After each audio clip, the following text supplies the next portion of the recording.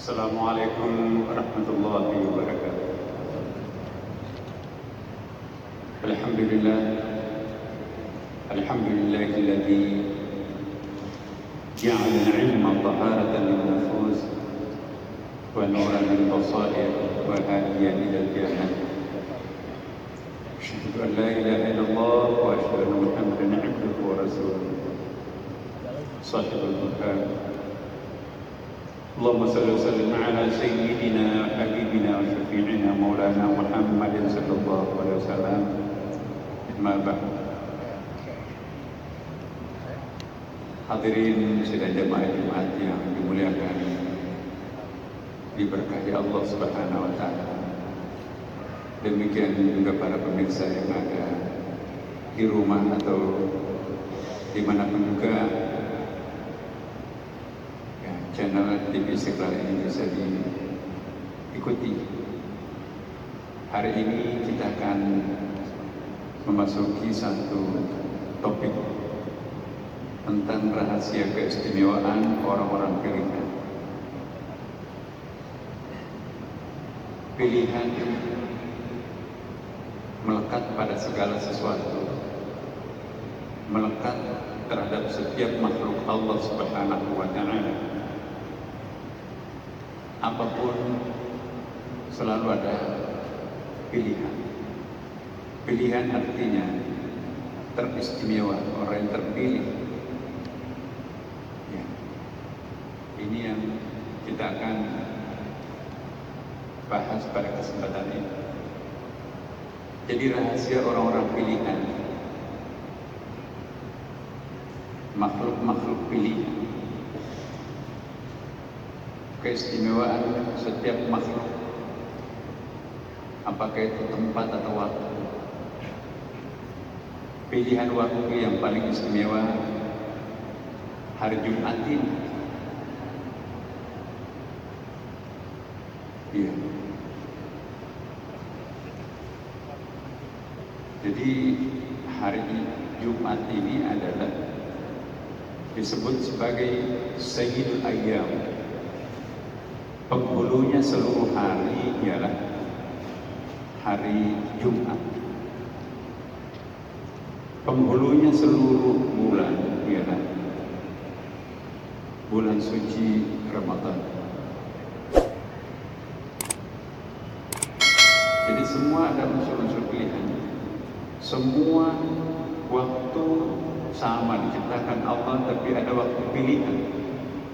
Sama-sama Ramadan, tapi ada Lailatul Qadar khairun min alfi syahr. Tempat juga demikian.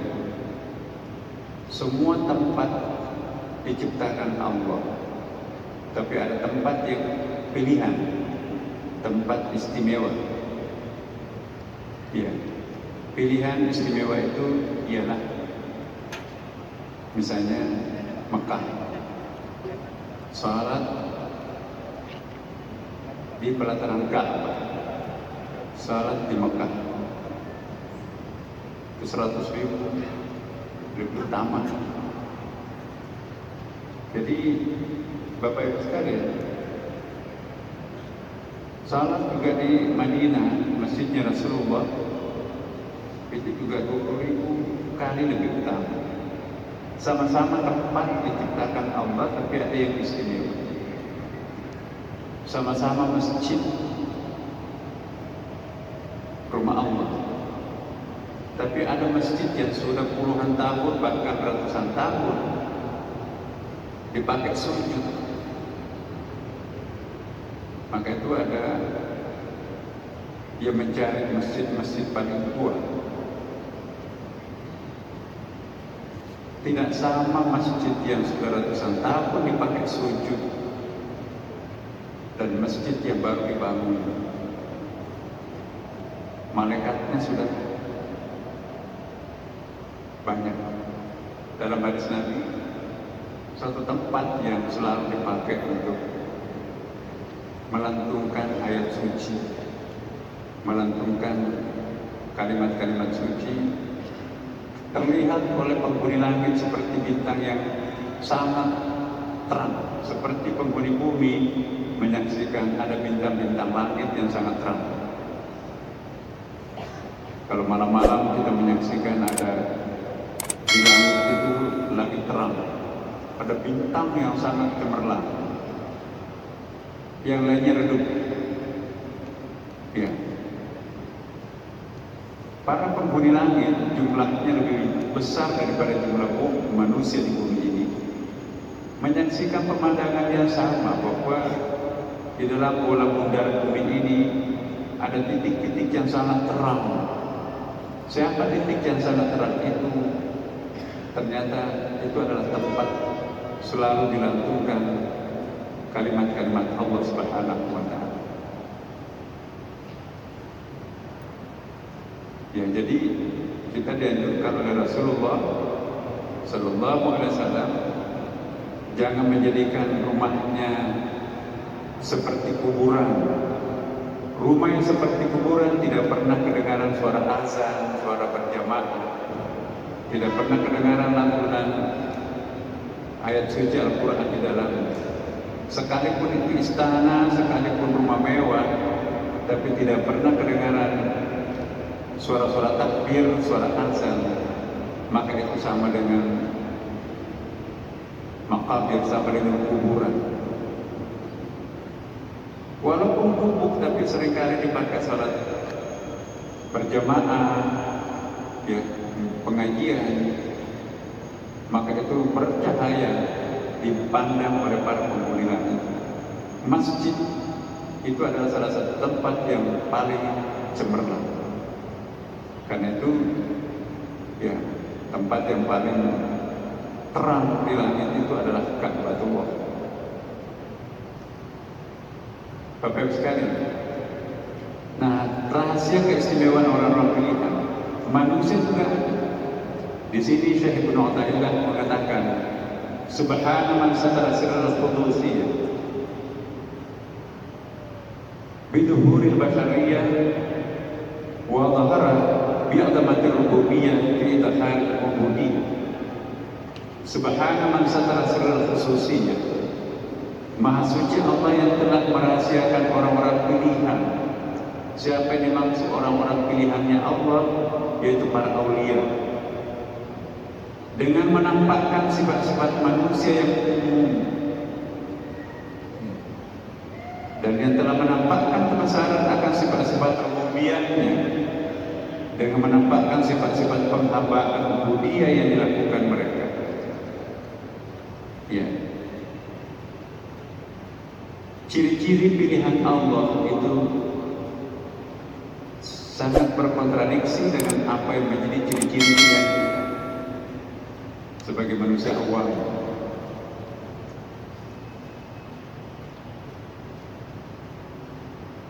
Orang yang suci di mata Allah ialah orang yang selalu menampakkan sifat-sifat kemanusiaannya secara umum. Kita dicontohkan dengan Khidir. Lihat di dalam tafsir Al-Qurtubi, tafsir At-Tabari tentang Ashabul Kahfi. Lalu dilanjutkan dengan cerita yang panjang tentang Khidir di situ. Semua cerita-cerita yang dimunculkan dalam surah Al-Kahfi itu adalah la majala lil aql, itu susah dijangkau oleh akal. Termasuk kisah tentang Khidir. Kita tahu Nabi Musa pada satu kesempatan ditanya, ya, masih ada nggak lebih hebat daripada engkau, wahai Musa? Kamulah orang yang mampu dan satu-satunya orang yang bisa diajak komunikasi langsung dengan Allah Subhanahu Wa Taala, yang juga diabadikan dalam Al-Quran, wa kallama Musa taklima, dan Allah Subhanahu Wa Taala, ya, bercakap-cakap langsung dengan Nabi Musa. Entah kenapa Nabi Musa mengatakan, ya mungkin langsung Allah Subhanahu Wa Taala, hai Musa, kamu masih harus belajar. Dimintalah mencari guru. Bersama asistennya mereka mencari guru dengan mapping yang telah dimimpikan itu. Di perasaannya seperti sebuah pantai, dan sampai di pantai, di situ mencari tanda-tanda pada padepokan mana ini tempat aku harus berguru. Tidak ketemu alamat itu, Nabi Musa minta untuk kita istirahat dulu, makan siang. Baru melaporkan, asistennya melaporkan, maaf Syekh yang mulia, ikan tadi yang kita akan itu loncat. Bisa kebayang Bapak Ibu, ikan bakar loncat kembali ke laut. Nah, di mana tempatnya loncat? Di belakang sana. Itu tempat yang kita akan cari. Akhirnya Nabi Musa bersama asistennya pergi mencari di mana lokasi loncatnya ikan-ikan lautnya tadi itu ke laut. Ketemulah perkampungan di situ. Tidak ada sama sekali tanda-tanda pesantren, tanda-tanda tempat untuk belajar di situ. Penghuninya adalah orang-orang yang umum, nelayan-nelayan yang sangat sederhana. Akhirnya Nabi Musa berusaha mencari tahu ada nggak orang yang arif hebat di kampung ini. Ketemulah dengan seorang Pak Tua di situ. Pak, barangkali Bapak bolehkah saya berguru kepada Bapak di sini? Anda salah alamat. Mau berguru kepada saya tidak ada apa-apanya. Dibenarkan oleh tetangga-tetangganya. Iya, 10-an tahun kami bertetangga dengan Pak Tua itu, nggak pernah menunjukkan keajaiban, nggak pernah menunjukkan tanda-tanda istimewa. Dia seperti kami, nelayan yang sangat sederhana. Tapi muncul satu isyarat dalam diri Nabi Musa alaihissalam. Itulah yang akan menjadi gurunya. Nabi Musa minta betul agar dia diajari oleh. Berkali-kali menolak, kamu salah alamat. Saya bukan seorang guru. Akhirnya juga keluarlah persyaratan. Boleh, tapi dengan syarat Anda jangan bertanya. Bertanya itu kan pakai akal. Di level paling tinggi orang belajar tidak pakai akal, tetapi pakai zaul, pakai feeling, spiritual knowledge, divine knowledge. Nah, kalau memang kamu ikut, tapi kami yakin kamu nggak betah. Benar. Nabi Musa mengikut, keluar masuk hutan, melintasi sungai, menyeberangi laut. Ya. Kemudian sampailah dia di pinggir pantai. Perahu-perahu nelayan yang di situ dilubangi satu persatu. Masya Allah. Pak Tua, ini kan perahunya orang tidak berdosa, kenapa harus dibocorkan?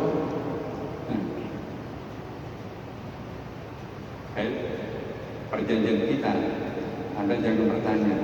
Nah ini kamu bertanya ini, maaf Pak Kiai. Ya, ikut aja, jangan bertanya. Ikut, dumel. Sampailah ke sebuah perkampungan, kerumunan anak-anak kecil seusia TK.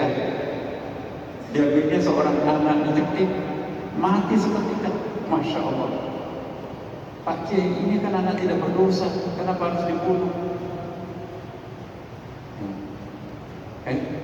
Kamu bertanya, kamu melakukan pelanggaran 2 kali. Maaf Pak Kiai, saya tidak akan bertanya lagi.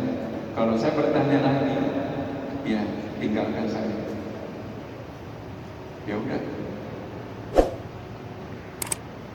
Akhirnya sampai di perkampungan. Nabi Khidir bersama Nabi Musa mencari tempat minat. Di perkampungan itu tidak ada satupun orang yang bersedia untuk ditempati. Ini kan orang asing.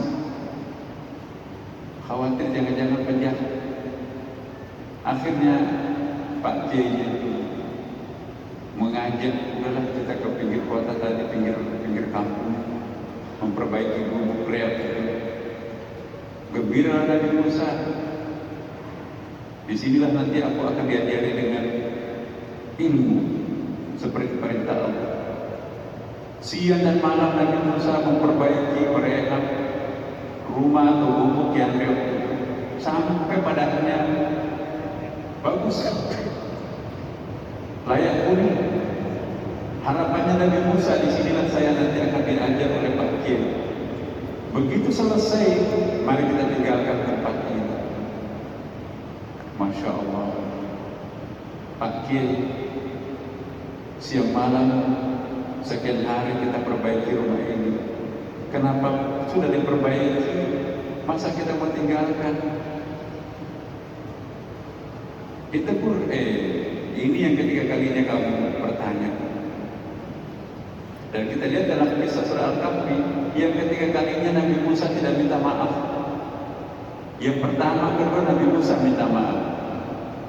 Nabi Musa diam aja, langsung ya Nabi Khidir mengatakan, "Hadza firaqu baini wa bain." Inilah perpisahan kita. Tapi sebelum kita berpisah, kata Khidir, izinkan saya menyampaikan, perahu-perahu yang kita bocorkan kemarin itu pemiliknya mencari kita ini berterima kasih untuk ada orang baik yang menambal perahu ini.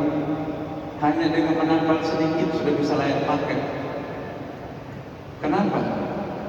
Karena ternyata keesokan harinya peristiwa itu, raja yang zalim di kampung itu berkenduri merayakan ulang tahunnya dengan berpesta di laut. Seluruh perahu-perahu layak pakai dirampas, tidak dikembalikan lagi. Nah, kebetulan yang dibocorkan itu perahunya orang-orang saleh, dengan menempel kembali bisa dipakai, tidak terjadi kerugian besar, tidak dirampas perahu. Mengapa anak yang kita bunuh itu? Kalau di sini pasti Komnas anak itu marah. Anak tidak berdosa. Membunuh anak yang tidak berdosa malah dipuji oleh Allah Subhanahu wa Ta'ala. Itu. Apa jawabannya? Kalau anak ini kita bunuh, kalau dia nanti dewasa, dia termasuk orang yang kafir, termasuk mengkafirkan kedua orang tuanya dan menjadi racun di dalam masyarakat sini. Kita membantu anak ini nanti tidak jadi masuk neraka, kemudian tidak jadi kafir orang tuanya. Sementara aku diperlihatkan min laduni ilman, ilmu laduni, orang tuanya masih akan dikaruniai anak-anak yang saleh-saleh yang lain. Kenapa bubuk reot tadinya kita buka itu menjadi baik ditinggalkan? Ya, di bawah bubuk itu ada harta karun.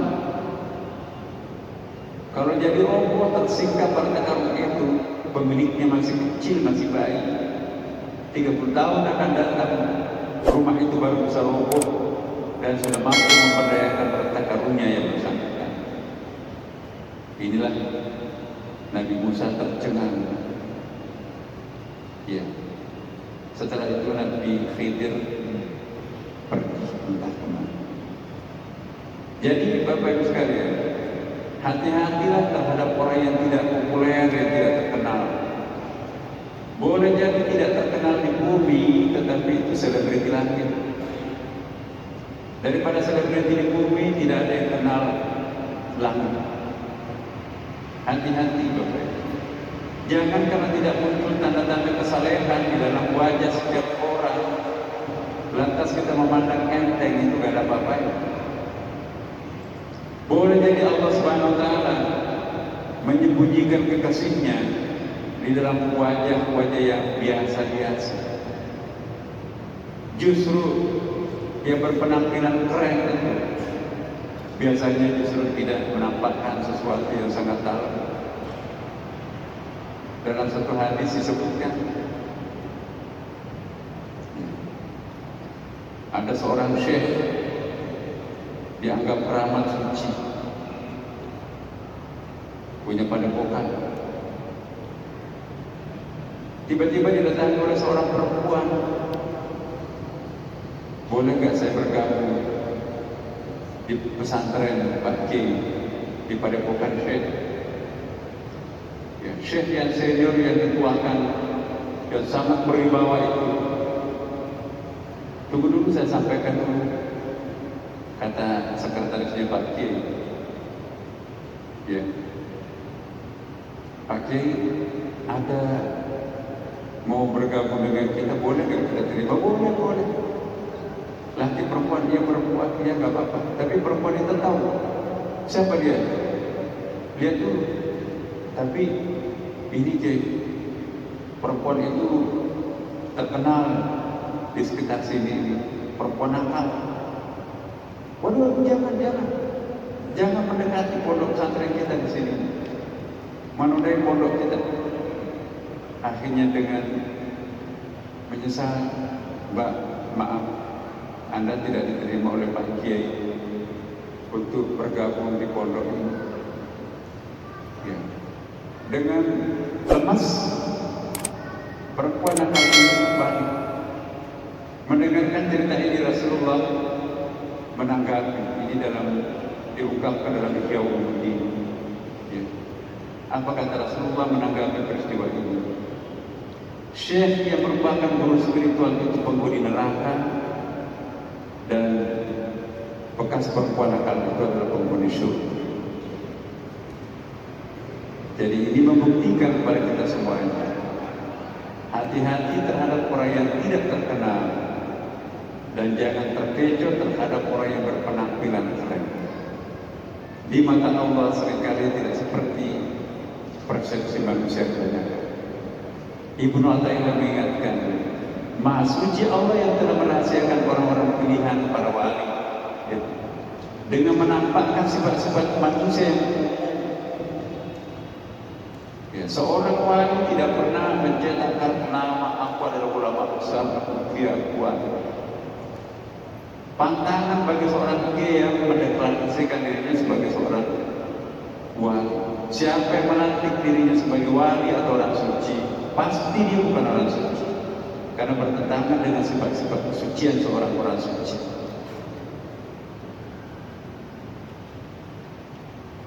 Ya.